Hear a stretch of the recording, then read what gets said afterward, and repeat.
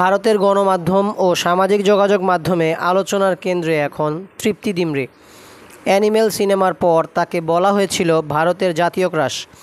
সম্প্রতি মুক্তি পাওয়া অ্যানিমেল সিনেমায় আরেক জনপ্রিয় অভিনেত্রী রশ্মিকা মান্দানা থাকলেও অল্প সময়ের উপস্থিতিতেই সবার নজর কাড়েন তৃপ্তি।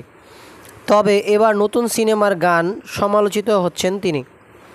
হিন্দুস্তান টাইমসের প্রতিবেদন থেকে জানা যায়, তৃপ্তির সর্বশেষ মুক্তি পাওয়া সিনেমা ব্যাড নিউজ সিনেমাটি বক্স অফিসে সেভাবে সাড়া ফেলতে পারেনি।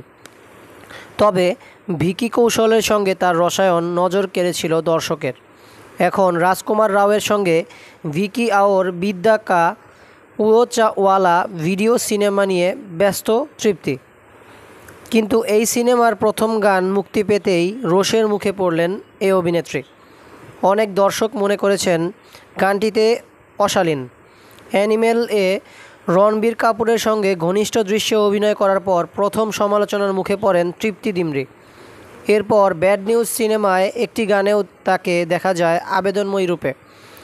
নতুন গান মুক্তির পর সামাজিক যোগাযোগ মাধ্যমে অনেক দর্শকের মন্তব্য, অভিনয়ের চেয়ে কি এখন খোলামেলা দৃশ্যে হাজির হয়েই জনপ্রিয়তা পেতে চাইছেন তৃপ্তি?